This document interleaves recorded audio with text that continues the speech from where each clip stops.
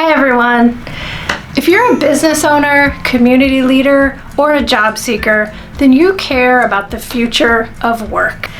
I care about this too, which is why I started this YouTube channel in the first place. In this video, I'm going to walk you through what the gig economy is and characteristics that describe it.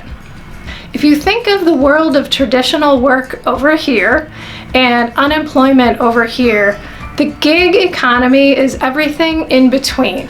So that could mean consulting businesses, part-time jobs, or even on-demand work situations like you can think of Uber or someone who runs an Airbnb.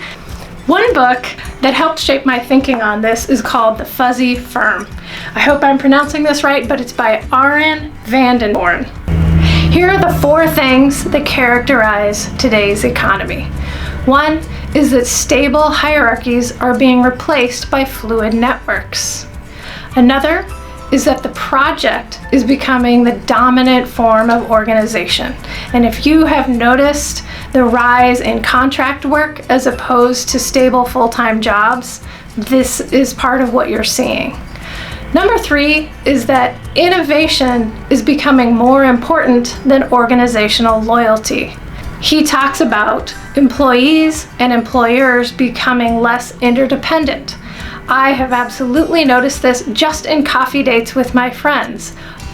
The 4th thing is that the boundary of the organization is becoming blurred.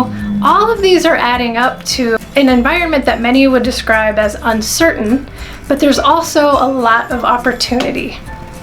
That leads me to the purpose economy. As you might guess, he makes the case that the way to find stability in today's world of work is through purpose rather than organizational loyalty. He says that the historical approach was to climb the career ladder, but now you need to find meaning every day. Instead of finding a job that fits you, now you need to hack a job that fits you. Whether you work within an institution or if you're outside of that like I am, you can hack your own job based on your unique skills and interests. The next book I'd like to talk about is The Economy of You by Kimberly Palmer. Combining your own unique skills to create your personal brand is fun and exciting for sure, and I love that about it, but it's also exhausting. Here are her ways to stay motivated in this economy. 1, turn to your online community for support. You can now find your people all over the world and use technology in a positive way and turn to them when you need them. I do this on a regular basis because I have a mastermind group with 2 women business owners who live in completely different parts of the country, and I don't know what I would do without them, even though we've only met in person once. Her next of 7 ways to stay motivated is to think about the fact that most successful people fail. This is critical, and it's fundamentally different than the way I grew up, which was thinking that I needed to be perfect and stay within certain rules. In order to survive in this economy, you need to experiment and try things and learn from others who have failed because that's how they became successful. She also says, discover what makes you feel better. Now I know that in order to maintain the energy it takes to build my own business, I absolutely have to be aware of what drains me, and I have to make space for the things that make me feel better, just as she points out. Next, ignore the haters. If you're anything like me, you want everyone to like you. But I have also learned that as a business owner, I can't worry about that.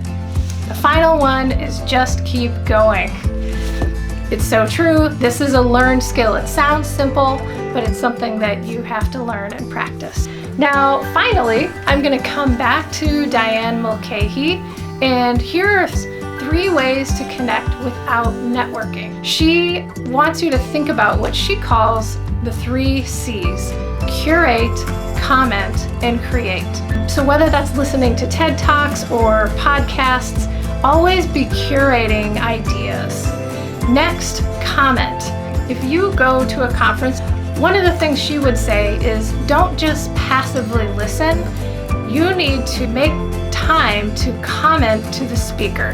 That could mean writing them an email afterward or going on their social media and saying something and tagging other people, but you need to actively participate in conversations that interest you. Then her final C is to create. I like to help people understand that it's up to you now in today's economy to take the initiative to start a dialogue around something you're interested in and actively find or curate the other people who are aligned with you and talking about those same big ideas. So I hope this helps you understand the gig economy better. I really think it's fundamental for thriving and finding fulfillment in today's world of work and well into the future. Thanks.